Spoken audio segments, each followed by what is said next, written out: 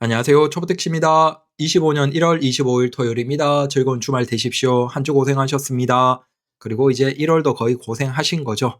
다음 주 일을 하시는 분들도 계시겠지만 쉬시는 분들이 많으시죠. 그러면 사실상 1월이 끝나고 2월로 또 들어갑니다. 자, 25년 1월 고생하셨습니다.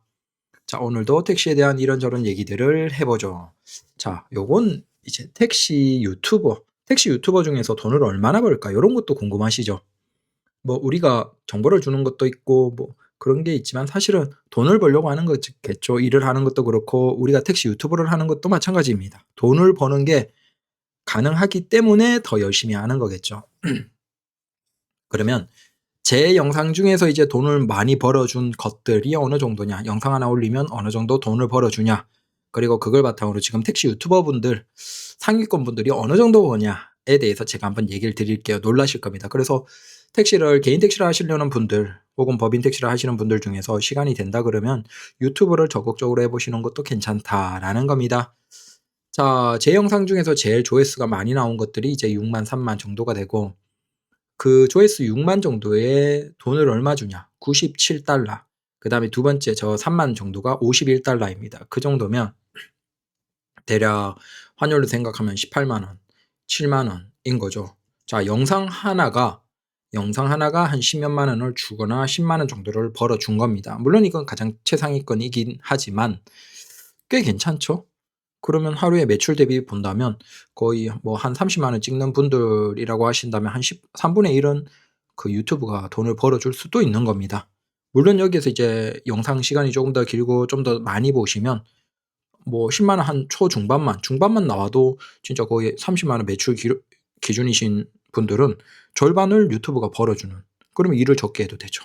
그래서 유튜브에 관심 있는 분들은 택시 유튜버도 해보시라라고 조언을 드리고 싶습니다. 저도 이제 예전에 만나는 기사님들마다 뭐 유튜브 같은 거 관심 있으시면 해보십시오. 꼭 택시는 아니더라도 해보시면 괜찮습니다. 추가 수익에서 괜찮습니다. 특히 우리 택시라는 직업 자체가 자유롭고 시간도 좀 나기 때문에 관심 있는 분들은 해보십시오. 그러면 택시 유튜버 중에서 최상위권 누구인지 딱 대놓고 얘기는 드리지 않고 대략 한번 얘기 드릴게요. 지금 거의 최상위권 있는 분이 대략 1000단위입니다.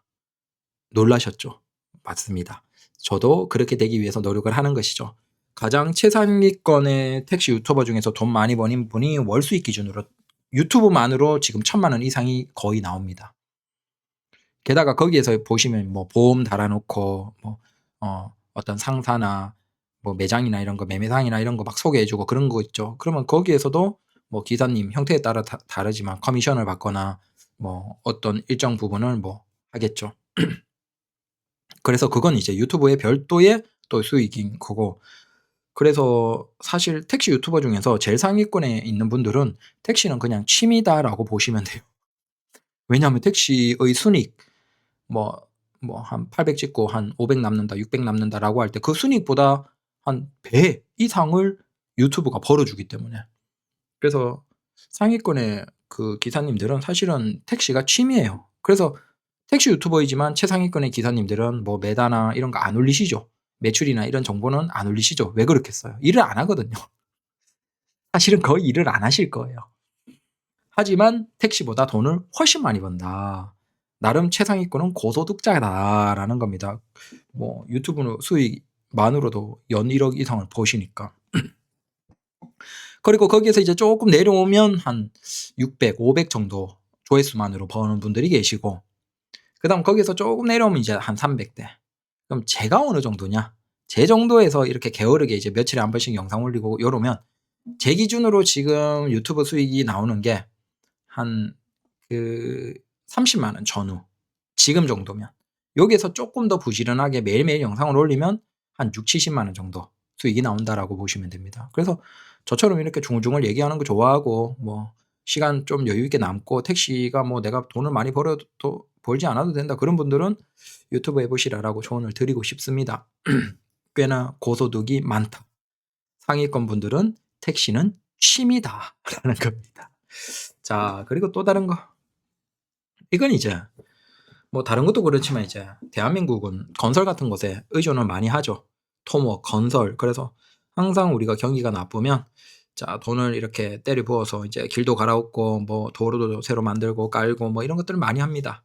근데 이게 선진국이 되면 결국은 이 건설의 투자는 계속 감소하는 거예요. 자, 보시면 우리가 만불 2만 불일 때는 건설업의 투자 비중이 굉장히 커요. 당연히 뭐 노가다나 이런 일을 하시는 분들이 많다라는 거예요. 그런 노가다 일이 많다는 거야. 새벽에 일어나서 이제 인력 사무소 가면 적어도 일할 거 많다라는 거죠. 근데 그게 우리가 90년대, 2000년대 정도까지가 가능했고, 이게 2010년대 넘어오면서부터 이제 우리는 형태로 본다면 건설업의 그 투자가 굉장히 이제 선진국만큼 내려간 거예요. 즉, 이제 앞으로 이제 인력 사무소 가서 새벽에 일을 나가는 그런 것들이 계속 감소해요. 마찬가지로 새롭게 도로가 깔고 뭐 보도블록 갈아엎고 하고 뭐 이렇게 그런 짓는 그런 것에 들어가는 비중도 돈도 계속 감소한다. 그래서 우리가 10년, 15년 전만 하더라도 은퇴하고 나서 뭐 다른 일도 많이 하지만 지금은 은퇴하셔도 할 수 있는 게 너무 적어요. 노가다 판도 적고 그다음 취업할 수 있는 것도 적고, 그래서 지금 같은 상황에서 결국은 택시 같은 걸로 특히 이제 개인 택시로 사람들이 계속 몰리는 건 어쩔 수가 없다라고 생각하시면 됩니다. 왜 택시 번호판 가격이 올라? 왜 사람들이 자꾸 사? 라고 해봤자 이 흐름 자체가 이런데 어쩌겠습니까? 그래서 그건 조금 감안하시라. 그래서 지금도 사실 3년, 5년 뒤를 생각하면 매우 일찍 들어오는 거예요. 개인 택시에. 당연히 꾸준하게 가격이 상승하는 것으로 예상하는 게 맞지 않을까. 물론 이제 책임은 못 집니다. 막 5천만 원, 6천만 원, 7천만 원대로 폭 나갈 수도 있죠. 저는 책임을 못 져요. 하지만 흐름상으로 우리 구조로 본다면 할 일이 없다 은퇴하고. 마찬가지로 이제 요건 이제 댓글 달아주신 거 페달 5인 사고입니다. 자, 전기 택시가 사고가 나는 게 아니에요. 오해하시면 안 되는 게 가스 택시도 우리가 페달을 착각해서 밟고 가는 사고는 항상 발생을 했어요. 근데 가스 택시는 사실은 좀 충격이 미미해요. 왜냐하면 뭐 속도가 느린데 그 밟고 가속해봤자 얼마나 받겠습니까? 소리도 크고 우리가 인지할 수도 있고. 전기 택시가 무서운 건 밟고 어마어마한 속도로 가속이 되는데 우리가 느끼지도 못해요. 속도가 안 나니까. 착각한 상태에서 정말 꾹 밟아버리면 진짜 엄청 잘 나가거든요. 전기 택시. 그래서 페달 5인 사고는 맞는데 문제는 이게 전기 택시와 만나고 그다음 거기에서 뭐 인지 능력이 이제 내려갈 수밖에 없는 고령자분들과 만나면 최악이 되는 거죠. 고령 전기 택시 페달 5인 사고. 그러면 최악의 사고가 된다. 그래서 우리가 페달은 밟아야 되잖아요. 근데 고령자분들이 운전도 하셔야 되고. 그래서 연세가 많으시면 전기 택시는 자제하십시오라고 조언을 드립니다. 그리고 이건 이제 댓글 써주신 분, 법인 택시를 해보는 것에 대해서 조금 고민을 하시라라는 주의입니다, 저는. 근데 이제 다른 의견이시죠. 사고 많이 안 납니다. 수백 명 중에 한 명이 날까 말까 합니다. 법대 가다 사고 날 정도면 개인하면서도 사고 내서 보험료 500, 600씩 나갈 가능성이 많다. 실제 개인 기사님들 중에서 서울에서 보험료가 930인 분을 봤습니다. 대단하시죠? 근데 이거 보시면 2019년에 경기도의 법인 택시가 1,555대일 때 1년간 사고가 1,288건입니다. 자, 그러면 100대당 12건이 발생하는 거예요. 100대당. 네. 4분의 1이 사고가 발생한다라고 볼 수 있겠죠. 아니죠. 4분의 1은 아니고. 근데 중요한 게 뭐냐면 개인 택시는 100대당 3.8건이 발생을 해요. 굉장히 적은 거예요. 그냥 일반적인 자동차와 비슷해요. 문제는 법인 택시는 운행 시간도 길고 더 문제는 경력 때문에 법인 택시는 현금을 처리하는 사례가 굉장히 많아요. 그래서 우리가 저 공식적인 사고로 집계된 데이터, 교통사고 건수 12.2건을 생각하면 안 돼요. 저것만 하더라도 100대당 12건의 사건인데 일반 개인 택시보다 4배인데 더 문제는 현금 처리로 사건을 처리한 분들이 굉장히 많으세요. 그래서 실제 그 법인 택시 하시는 분들은 그냥 사고를 달고 살아요. 그냥 사고 나면 현금 처리하고 조금 심각한 건 적극적으로 현금 처리하는 게 그냥 기본이에요. 문제는 그게 그나마 이렇게 적당하게 이제 좀 무마할 수 있는 정도에서 사고가 나면 다행인데, 뭐 12대 중과실 같은 거 나 버리면 이게 "야 개인 택시도 나지 않냐?"라고 하겠지만, 개인 택시는 12대 중과실 사고가 나도 뭐 물론 이제 우리도 벌점이 쌓여 있고 뭐 기존에 사고가 냈거나 뭐 상황 정도에 따라서 좀 피해 정도가 큰 정도에 따라서 다르죠. 다른데 적어도 일반 개인 택시는 문제가 없어요, 일을 하는데. 뭐 정지가 되면 정지가 되는 거고 그 기간 동안. 뭐 면허나 문제가 없어요. 근데 개인 택시를 준비하시던 분들이 경력 삼아 법인 택시를 했다라고 하는데, 만약에 12대 중과실 사고가 발생했다. 자, 그 상태에서 이제 문제죠. 무조건 탑승자나 피해자분에게 합의를 해야 돼요. 합의를 해서 "제발 이거 신고하지 말아 달라, 경찰에." 어떻게든 그래서 끝내야 돼요, 게임을. 그게 경찰에 절대적으로 접수가 되면 안 돼요. 그러면 그 피해자분, 뭐 피해자가 됐든 아니면 이게 뭐 과실이 뭐 6대 4, 7대 3으로 나오든 상관없이 어떻게 되겠어요? 접수되는 순간 아 우리는 개인 택시 하려던 것이 또 미루어지죠. 그러면 일반인 분들이 일반 운전 면허를 한다면 5 년을 버텨야 되는 거예요, 무사고로. 그럼 운전 안 하고 그냥 쉬어야 되죠. 지금 당장 개인 택시 그냥 샀으면 그냥 했는데, 똑같이 12대 중과실 사고 나도 뭐 아무런 문제가 없는데, 일을 해서 먹고 사는 데는, 택시를 하는 데는. 근데 그걸 경험 삼아 법인 택시 했다가 12대 중과실이 났다? 합의 못하면 내 경력 날아가는 거예요. 뭐 일반적인 자잘한 사건이야 상관없는데 12대 중과실로 해 버리면 거기에서 좀 많이 다쳤다. 아니면 뭐 개문이나 아니면 어떤 택시와 관련된 사고다. 그럼 뭐 끝나는 거죠. 그거 어떻게 해야 돼요. 그러니까 굳이 우리가 그런 걸 위험을 감수하면서 할 필요가 있나? 모르겠습니다. 뭐 사람마다 다르겠지만 모르겠습니다. 교육까지 받으신 분이 뭐 그걸 모르겠습니다. "얼마에 팔았냐?" 1억 6백 입니다. 지금 1억 1,500 까지 올랐죠. 자, 고령 운전자에게 전기차는 비추입니다. 네, 매우 공감합니다. 그래서 고령자분은 뭐 그냥 무난하게 가스택시 타십시오. 가스택시 중에서도 가급적이면 그 주행 모드 있잖아요. 그걸 에코로 하십시오. 에코로 하면 밟아도 안 나가요. 그러면 페달 사고, 5인 페달 사고가 날래야 날 수가 없어요. 에코 모드에 뭐 느긋하게 나가니까. 그래서 뭐 택시 하시면 이제 애초에 연비 때문에 그냥 받으면 무조건 에코 모드로 해서 계속 에코로 타시는 분들도 계시죠. 그게 괜찮은 습관이에요. 애초에 그렇게 그냥 '이 차는 에코 모드밖에 없다.'라고 해서 가스 택시인데 에코 모드로 해 놓으면 진짜 느리게 달리니까 내가 빨리 달리고 싶어도 못 달려. 그래서 저도 아마 그렇게 탈 것 같습니다.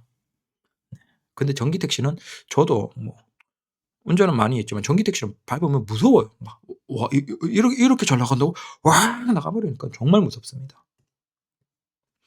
자, 개인 택시 준비하고 있습니다. 궁금한 게 서울 택시로 판매하시고 왜 인천으로 이동하셨는지 궁금합니다. 자, 이 영상은 나중에 제대로 한번 찍어 볼게요. 여기에서는 좀 짧게 얘기 드리고, 자, 크게 뭐 이유가 한 가지는 주거지. 주거지가 인천으로 갔습니다. 그래서 이런 분들은 많습니다, 지금. 그다음에 두 번째는 도로가 힘들다. 자, 주거지는 아무래도 우리가 수도권에 지방인 분들은 이런 게 좀 적은데, 수도권 같은 경우에는 서울 안에서 이제 경제 생활하고 살아가다가 분양을 받았는데 분양이 경기도인 분들이 많아요, 경기도나 인천. 그래서 뭐 이게 인천도 지금 제가 사는 곳에서 주차장에 서울 택시가 더 많아요. 이 인천 지역 택시보다 서울 택시가 더 많아요, 주차장에 있는 게. 그런 분들이 아마 다 분양을 받아서 오신 게겠죠. 마찬가지로 저기 남양주, 별내 이쪽으로 가도 밤에 그 주차장 들어가 보면 서울 택시가 엄청 많습니다. 그런 분들도 그 지역이 아니고 서울에서 일을 하시다가 이제 분양받고 청약돼서 뭐 서울 쪽 뭐 그쪽 지역에 이제 입주해서 사시는 거죠. 그러니까 많은 분들은 택시를 서울에서 하세요. 하다가 이제 주거지가 변경되고 그쪽으로 가서 이제 사시면서 서울로 출퇴근을 하시는 거죠. 이게 예전에는 뭐 몇십 년 전에는 제한되어 있었지만 지금은 이제 아무런 상관이 없죠. 제약이 없죠. 근데 저도 이제 주거지가 변했고 첫 번째는 인천으로. 그래서 여기에서 시간을 많이 손해 봐요. 뭐 이게 어떤 지역도 다 비슷하죠. 일산도 그렇고 일산도 들어올 때 자유로 막히고 나갈 때 또 퇴근할 때 자유로 막히고, 그다음 저기 구리 쪽도 나갈 때 거기 구리 뭐 별내 이쪽으로 그게 뭐 내부순환로를 타든 어디로 가든 그냥 다 막혀요, 동부간선이나. 그러니까 이게 경기도거나 인천으로 나가신 분들 주거지가, 그래서 출퇴근을 하시는 분들이 참 기사님들이 고생이 많습니다. 비슷한 고민을 하고 계실 거예요. 음. 자, 그래서 법인 택시 기사님들한테 "어떤 회사에 취업을 할까요?" 라고 조언을 하면 법인 택시 기사님들이 거의 90% 이상이 이렇게 조언을 해 주십니다. 집 가까운데. 그냥 뭐 회사의 차이가 좀 있긴 하지만 결국은 다 찾아보면 서로 뭐 비슷비슷하다. 결국은 너무 차이가 나면 그렇지만 웬만하면 그냥 비슷비슷한 것 같으면 "집 가까운 회사 택시에 가십시오."라는 조언이 대부분이에요. 그 왜 그러냐. 자, 보십시오. 이제 계산을 한번 두들겨 볼게요. 뭐 이를테면 서울에서도 조건이 좋다라고 해서 회사 택시에 일을 하시는 분들이 쪼끔 멀리 회사를 가는 분들이 계세요. 물론 그게 1 차고 이제 요즘에는 차고 집어넣지 않아도 되니까 그냥 1 차로에서 그냥 내가 내 차처럼 쓰면 상관이 없죠. 그런 분들이야 상관없고, 하지만 1 차가 아닌 분들은 이제 교대를 해야 되잖아요. 그러면 결국은 출퇴근을 해야 되고, 근데 조건이 좋다고 해서 출퇴근 시간이 이제 서울 안에서도 지하철 타고 그러면 최소 몇십 분 이상이죠. 그러면 뭐 출근하는 데만 하더라도 집에 바로 근처에 있는 데가 있고 그다음에 한 20 분 30분 가는 데가 있다라고 하면 이미 거기에서 최소 40 분 50 분에서 1 시간을 손해 보는 거예요. 1 시간. 자, 이걸 그러면 우리가 택시를 현실적으로 얘기를 해 볼게요. 자, 교대하시는 분들이 12 시간 보통 근무를 하죠. 개인 택시도 비슷해요. 개인 택시 기사님들도 보통 근무 시간 기준으로 10 시간에서 11 시간 하고 평균. 그다음 그 나머지에서 출퇴근을 하시죠. 그래서 비슷합니다. 10 시간에서 12 시간이 택시 기사님들의 평균 근로 시간, 출퇴근 시간입니다. 자, 여기에서 우리가 필수적으로 운전이 막 육체 노동이 심하진 않아요. 하지만 그래도 은은하게 피로가 쌓이는 일입니다. 그래서 자, 우리가 가장 건강하기 위해서 필수 수면 시간이 7 시간입니다. 현대인들이 7 시간. 그래서 7 시간보다 적게 자도 안 좋고 많이 자도 안 좋아요. 다만 이제 나이가 드시면 계속 수면 시간이 짧아지죠. 그래서 뭐 6 시간, 5 시간만 주무시는 분들도 계신데 적어도 우리가 7 시간 정도는 필수적으로 잠을 자줘야 돼요. 중요합니다. 그러면 근로 시간 12 시간 잡고 그다음 필수 수면 시간 7 시간 잡으면 우리가 11 시간 19 시간은 우리가 뭐 딴 걸 할 수가 없어요. 그러면 순수하게 우리가 남는 시간이 5 시간이죠. 그 5 시간에서 자, 식사 그다음 뭐 어떤 기본적인 생활을 하는 데 있어서 그걸 1 시간에서 한 2 시간을 쓰겠죠. 뭐 식사를 한다든지 씻는다든지 화장실을 간다든지 어떤 그런 생활을 하잖아요, 필수적인 거의. 자, 그걸 1 시간에서 2 시간 잡으면 그 외에 쓸 수 있는 시간이 3 시간밖에 안 돼요, 우리가. 근데 이 3 시간을 그게 여가가 됐든 뭐가 됐든 3 시간에서 보십시오. 앞에 선택한 것처럼 서울 안에서도 출근 시간이 뭐 이를테면 30분 거리에 있는 조건 좋은 회사 택시, 그다음에 집에서 한 5분 거리의 회사 택시라고 할 때 1 시간의 출근 시간 차이가 나잖아요, 출퇴근을 하면. 그러면 여기에서 내가 하루에 내가 자유롭게 쓸 수 있는 시간이 사실상 3분의 1이 줄어드는 차이가 나는 거예요.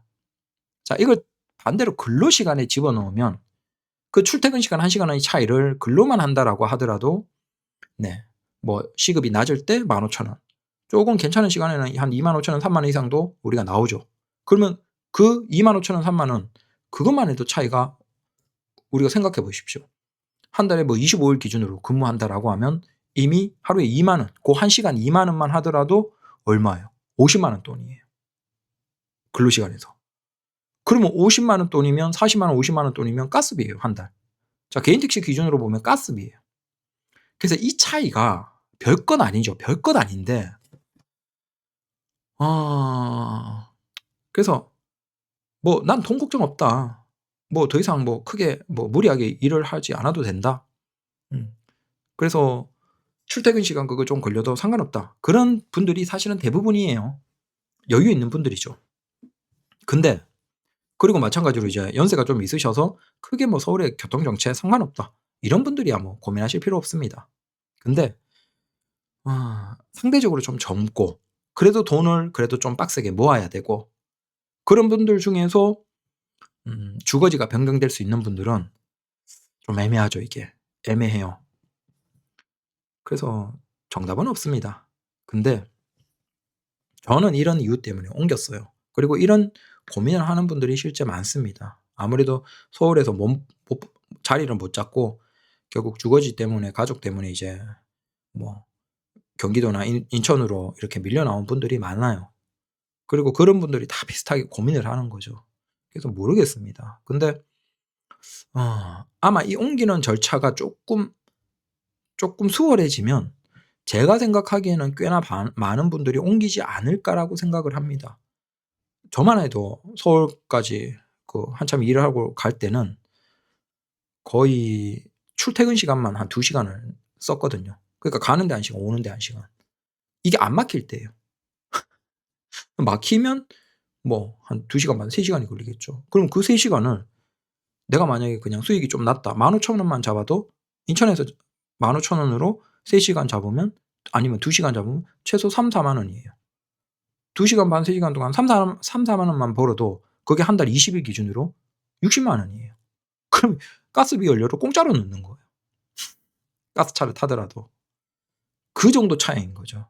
그래서 이게 별것 아니지만 사실은 내가 우리 개인 택시라는 직업 특성상 차를 타고 바로 일을 시작할 수 있냐, 주차장 나오면서 바로 일을 시작할 수 있냐, 차에 가서 바로 콜을 받고 일을 시작할 수 있냐, 아니면 근무지까지 출근을 해야 되냐. 이 차이가 참 크다. 물론 그런 분들이 계세요. 그냥 무조건 거기에서 일을 시작하면 우리가 콜 잡고 나가면 되지 않냐. 그게 나쁘진 않은데 일단 적어도 법적으로는 그 첫 운행을 외곽에서 하는 건 애매합니다. 문제가 될 수도 있고 물론 이제 어차피 그건 뭐 서로 그렇게 하지는 않으니까 상관은 없지만 그래도 엄밀하게 따지면 애매해요. 첫 콜을 무조건 받고 기로로 들어가는 건. 그다음 또 그게 내 마음처럼 안 뜨죠. 그리고 퇴근은 어차피 우리 마음대로 안 되니까. 그래서 이런 것 때문에 저는 이제 고민을 한 거예요. 이걸 만약에 택시를 지금 하려는 분들에게 얘기를 드리면 이제 자기 입장에서 고민을 하면 되겠죠. '내가 그냥 서울에 산다. 우리 집이 거기다.' 그러면 걱정할 필요가 없죠. 그냥 무조건 서울 하는 게 정답입니다. 그리고 '내가 경기도에 살지만 서울까지 들어가는 게 별로 멀지 않다.'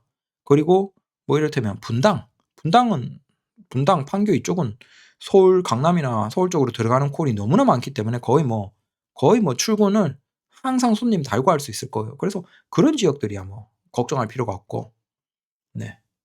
물론 이제 그건 안 되지만 네.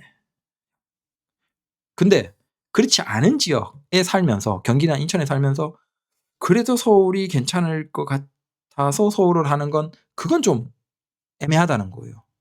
그래서 그냥 생각에는 그래도 서울이 번호판 싸고 그래도 서울이 중심이고 그래서 서울로 출퇴근을 하는 게 쉬울 것 같지만 우리가 택시가 은은하게 필요가 쌓여요. 그럼 이게 누적이 되면 그렇죠. 그래서 정답은 없습니다. 근데 저라면 그냥 내가 살아가는 그 지역에서 그냥 개인 택시 하는 게 집에서 주차장에서 바로 콜 받고 나가서 그냥 동네 아니면 쭉 일을 시작하는 그런 환경 그리고 쭉 돌다가 또 바로 집으로 최단시간에 퇴근할 수 있는 그것이 가장 괜찮지 않나라고 생각을 합니다. 네. 저도 사실 손해를 봤어요. 그 서울 거 팔고 그러면 한 2,000 얼마를 더 내야 되거든요. 번호판 값만 하더라도. 그리고 그 중간에 들어가는 비용만 하더라도 3,400 이 들어가죠. 그러면 그 전체 하면 한 2,500, 3,000 정도를 손해를 본 거죠. 더 비용이 들어가는데 매출은 아무래도 낮을 수밖에 없으니까. 그래서 그래서 많은 기사님들이 아마 경기도나 인천 쪽에 계신 서울로 출퇴근하는 서울 택시 기사님들이 그런 부분 때문에 근데 지금 대부분 수도권에서 제일 싼 데가 서울이거든요. 차가 많으니까 정작 택시 가격은 서울이 제일 싸요. 그다음 뭐 경기도나 이렇게 인천 이쪽이 오히려 다 비싸니까 이분들이 바꾸지를 못하는 거죠. 돈도 들어가고 그래서 그렇습니다. 그다음 차가 막히는 것에 대해서 한번 얘기를 드릴게요. 이건 이제 수치상으로 보시면 됩니다. 자 저기 밑에 보시면 이게 서울시예요. 서울시의 자동차 등록이 제가 서울에서 택시를 서류를 떼 보니까 14년 했어요. 14년을 했고 2010년에 시작을 했어요. 근데 2010년에서 한 제가 5년 6년 정도 동안은 굉장히 재밌게 했거든요. 근데 그 뒤에 가면서 굉장히 스트레스를 받았어요. 왜 그런지. 저는 뭐 주간도 하고 야간도 하고 이렇게 했는데 2010년에 보시면 자가용 등록 대수가 저기 1,000대, 10,000대, 10,000대, 100만 대, 228만 대예요. 228만 대. 근데 오른쪽에 쭉 보시면 가까운 시점에 2022년 정도에 2,763만 대까지. 그러니까 불과 10몇 년 만에 228만 대에서 270만 대. 서울이 사실은 넓고 인간이 많지만 공간적인 면에서 그렇게 넓은 곳이 아니잖아요. 근데 그 속에서 차가 220만 대에서 270만 대까지 4, 50만 대가 증가한 거예요. 서울 안에만. 물론 최근에 작년 처음으로 그 차량 대수가 그러니까 2023년 기준으로 전년 대비 감소를 했어요. 2,763만에서 2,656만으로. 근데 이게 거의 처음이에요. 그럼에도 지금 차가 너무 많아요. 너무 많아요, 서울은. 이게 또 문제가 제가 한 10몇 년 전과 차이가 뭐냐 하면 뚜렷하게 예전이라면 이거예요. 그때는 출근, 퇴근, 자정, 피크 시간만 엄청 막혀요. 근데 그 외에는 괜찮아. 굉장히 괜찮아요. 근데 지금은 출근, 퇴근, 자정 시간대도 막히지만 그 외의 시간에는 이제 집에서 다 돈이 증가하고 그러니까 차가 기존이면 한 대가 중심이었는데 이제 2대, 2.5대 이상 막 차가 3대인 집들도 많잖아요. 그러니까 낮에는 또 이제 뭐 사모님이나 뭐 그런 사람들, 그러니까 출퇴근 자정과 상관없는 그런 사람들이 또 낮에는 차를 다 끌고 나오는 거야. 그래서 예전이라면 출퇴근 자정 피크 시간만 막혔는데 지금은 그냥 계속 막혀. 그냥 아무 때나 막혀. 아, 이게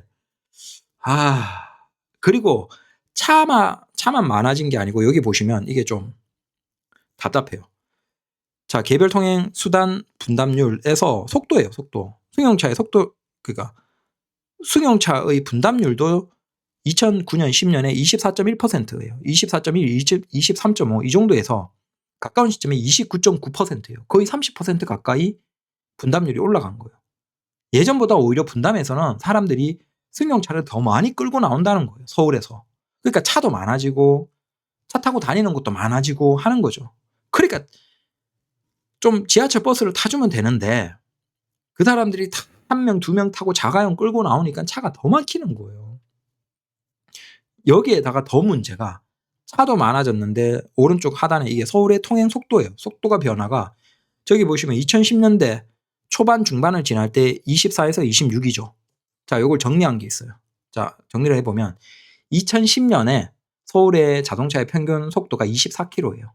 그 다음에 2013년에 26.4예요. 꽤나 많이 올랐죠. 그래서 제가 택시를 실제 시작하면서 재밌었던 게 맞아요. 한 5년 동안은 재밌어요. 왜? 점점 차도 덜 막히고 뭐 운전하는 데 있어서 더 빨리 가고 뭐 딱히 뭐 스트레스를 안 받았거든요. 근데 가까운 시점에 보십시오. 2013년에 평균 속도가 26.4인데 2023년에 평균 속도가 22.8까지 떨어졌어요. 무려 4km나 떨어졌어요. 불과 10년 만에. 굉장히 차량들의 속도가 늦어졌다는 거예요, 서울에. 근데 특이한 건 도심에서는 2013년에 18.7인데 지금 18.6으로 거의 비슷해요. 자, 이게 무슨 얘기냐?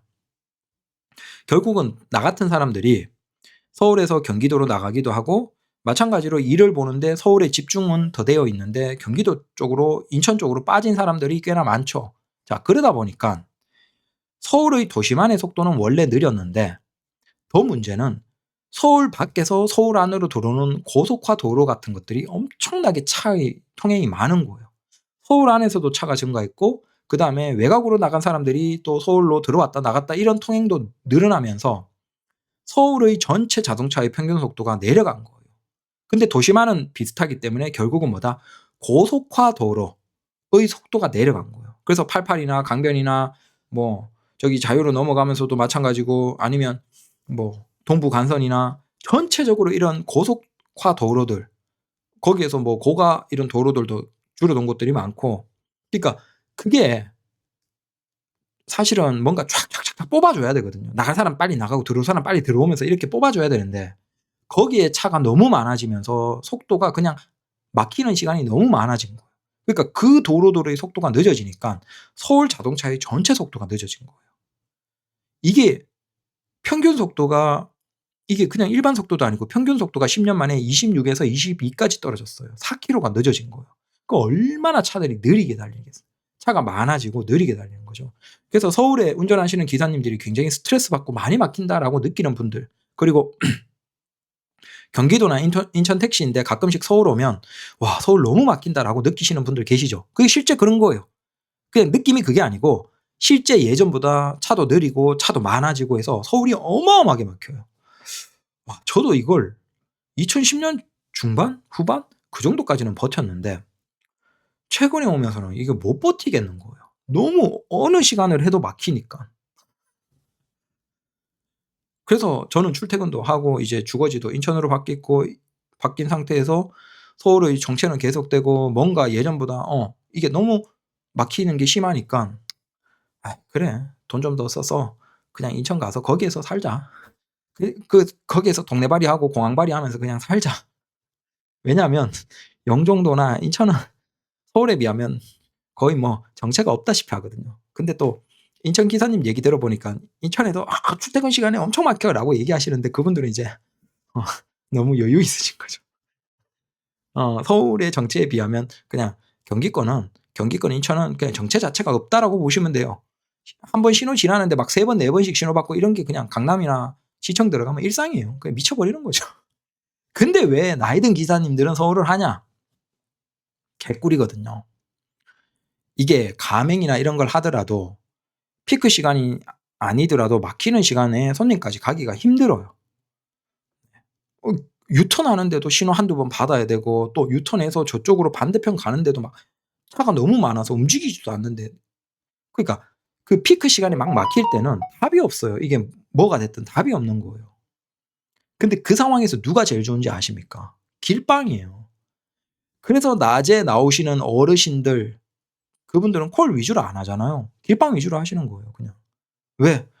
그건 막혀도 아무런 상관이 없어. 그냥 막히면 막히는 대로 막히네 그러고 느적이 가는 거예요. 가다가 사람 타면 손님까지 갈 이유도 없이 그냥 도로에서 바로 타요. 타고 또 손님이 가자고 하면 가는데 느려도 상관이 있어요 없어요? 없죠. 느리면 또 돈 오르는데. 그러니까 서울의 낮 시간은 사실 나이가 많으신 분들, 돈에 크게 쪼달림 없이 그냥 나이 많으시고 여유 있으신 분들, 고령의 분들이 사실은 서울의 택시는 낮 시간 택시는 가장 잘 맞습니다. 진짜 미친 듯이 밀리거든요. 밀리는 데다가 손님까지 콜이 떠도 못 가요. 여기에서 제일 좋은 게 길빵 위주로. 그래서 서울의 낮에 보면 의외로 가맹이 적어요. 가맹조차도 못 가거든요. 그러니까 그분들이 길빵으로 하면서 그냥 느그저하게 뭐 막히든 말든 상관없이 여유 있게 하시잖아요. 그래서 이게 나 같은 사람한테는 안 맞는 거예요. 어쩔 수 없이 이제 좀 젊고 그런 사람들은 이제 밤 쪽으로 달리는 거죠. 근데 밤에 또 택시가 많고 그러니까 예전보다 예전보다 번화가도 쪼금 아쉽고 그럼에도 서울은 좋다. 연세 있으시면서 뭐 서울에 주거지까지 다 해결되어 있고 집 있고 뭐 그런 분들이야 돈 걱정 있습니까 어르신들. 그럼 그런 분들은 서울에 낮에 꽉 막히는 게 오히려 좋죠.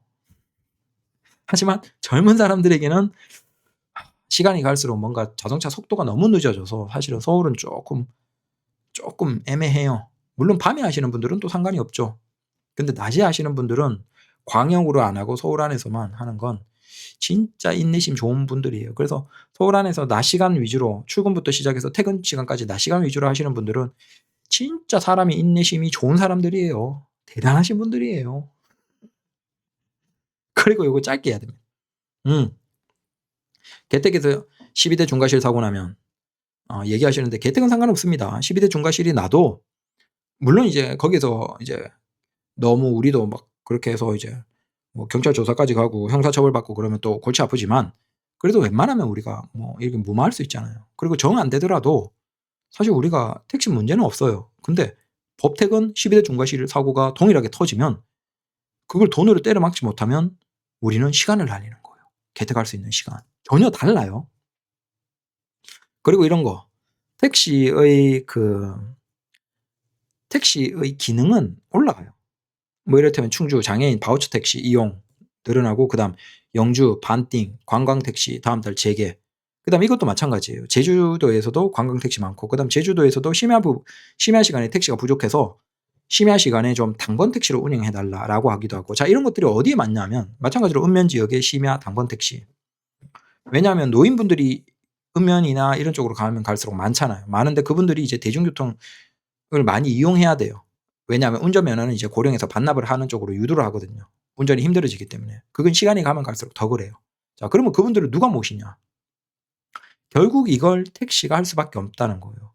사람이 적고 그렇기 때문에 대중교통망은 거기에서도 계속 줄어요. 그래서 버스도 줄고 철도도 줄고, 그러면 대중교통도 줄고, 하지만 자가용은 운전 못하고, 그럼 그분들은 누가 태우고 도심까지 가고 그다음 병원 가고 하겠어요.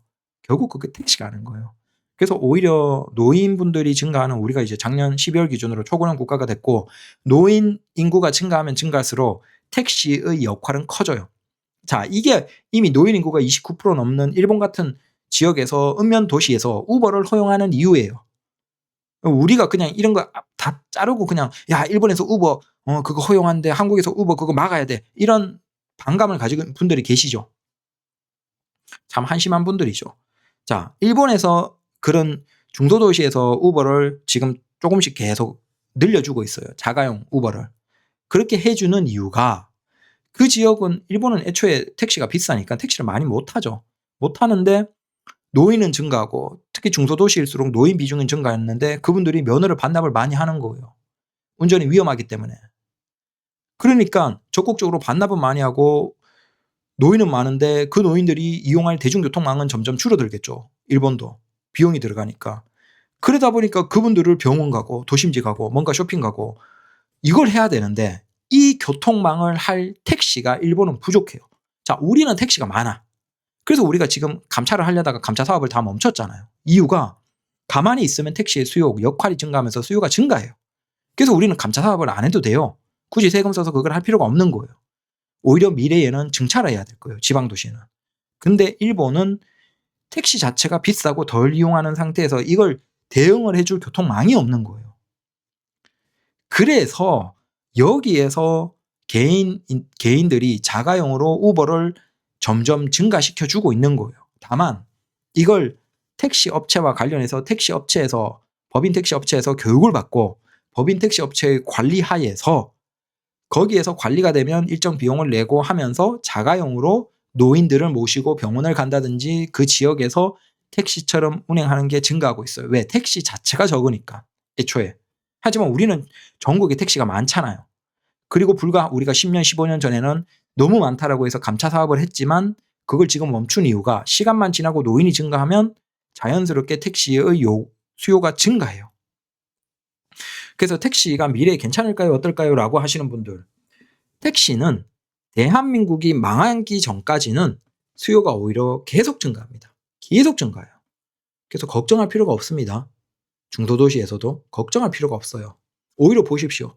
제주도 같은 데서 조금 변두리 지역에서 밤에 택시를 못 타니까 당번으로라도 택시가 돌아가게 해달라고 의원이 요청할 정도예요. 택시 업체 불러서. 그 정도로 오히려 시간이 가면, 노인이 증가하면 택시에 대한 수요는 증가합니다. 다만 이제 어른들 모시고 병원 같은 데는 엄청 많이 가야 되겠죠. 병원으로 계속 모셔드려야 돼요.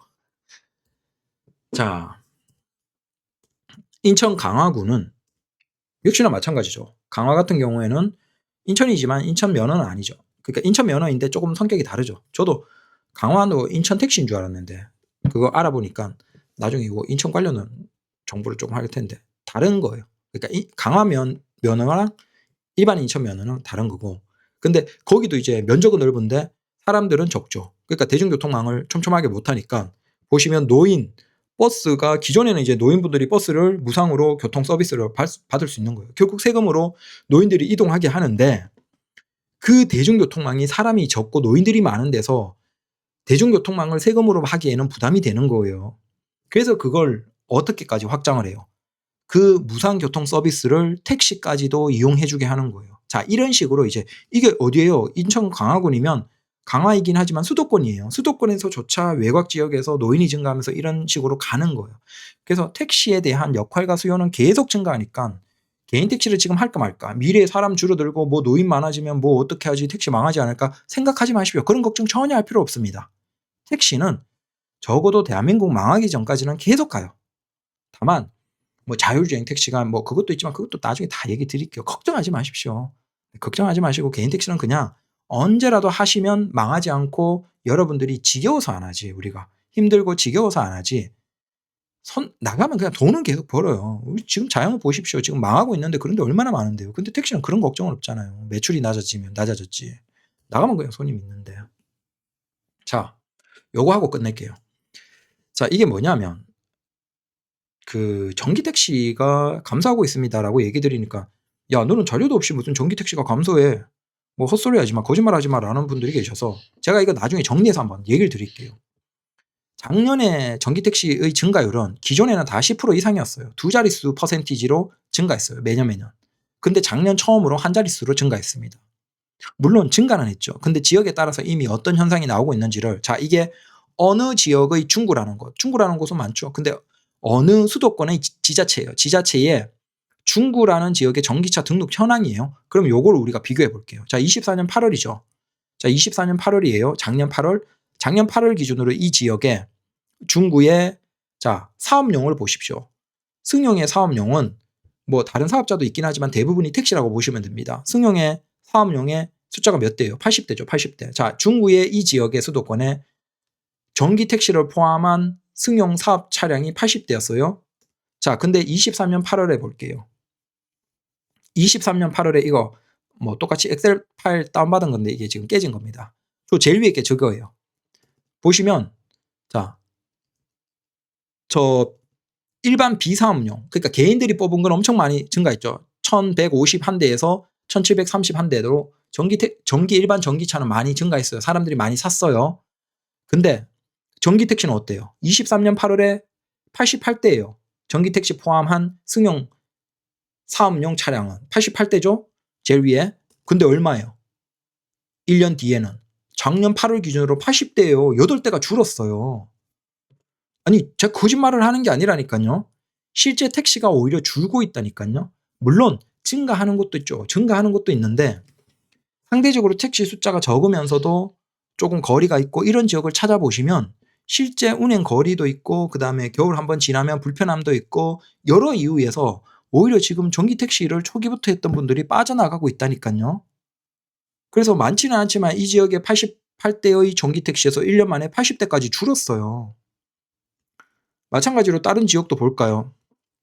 자, 이게 어느 수도권의 지자체예요. 자, 2024년 12월 31일 기준으로 전기차 등록 현황이에요. 보시면 관리부서가 택시 운수과죠. 운수과에서 어느 지역인지는 얘기를 안 드려요. 자, 보시면 저기 중간에 전기, 사업용, 승용 해서 4대 있는 거 있죠. 저 항목을 봐보십시오. 4대예요. 이 지역이. 아주 작은 지역이기 때문에 4대밖에 없었어요. 작년 말 기준으로. 그러면 여기에서 이제 작년 말 말고 작년 중반 이전으로 자료를 엑셀로 보시면 자, 보시죠. 요게 10대예요. 10대. 그 이전에 얼마냐? 12대.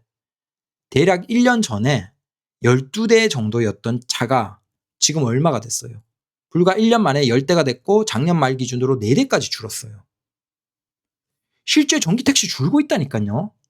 물론 이제 어떤 현상이 있냐. 서울이나 이런 대도시에 막 사람들이 기사님들이 많은 지역 있죠. 많이 사시는 등록된 그런 지역은 어떤 현상이 있냐면 뭐 이를테면 한 30명이 빠져나갔어. 전기 택시를 팔고 가스로 갔어. 근데 50명 60명이 다시 전기 택시를 한 거예요. 그러니까 전체를 플러스 마이너스 하면 기존에 운행되던 데서 한 20대가 증가했으니까 증가한 걸로 우리가 착각을 하는 거죠. 다 증가한 걸로 20대가 증가한 걸로 착각을 하는데 그게 아니고 나가시는 분들도 꽤나 많고 하지만 그거보다 그 택시 기사님들이 많은 지역에서는 들어오는 기사님들이 더 많긴 해요. 하지만 기사님들이 굉장히 적고 입소문 많이 퍼지고 그런 지역에서는 의외로 전기 택시에서 빠져나가는 기사님들이 굉장히 많아요. 그래서 12대까지 증가했던 그 지역에서 작은 지역에서 10대, 4대까지 감소를 해버렸어요. 이런 현상이 나온다니까요. 마찬가지로 저기 보시면 여기 요 중구 지역에서 사업용으로 85대였던 게 80대, 82대. 다시 80대까지 줄었다가 82대까지 증가했죠. 즉 여기에서 들어오는 기사님들이 더 많지만 나가는 기사님도 있다는 거예요. 지금 전기택시에서. 자, 이분들이 왜 전기택시를 그만두고 나가냐라는 거예요. 그게 결국 제가 얘기 드리는 거예요. 많은 이유에서 전기택시가 무조건 정답이고 장점은 아니었어요. 장점도 있지만 단점도 있어요. 뚜렷하게.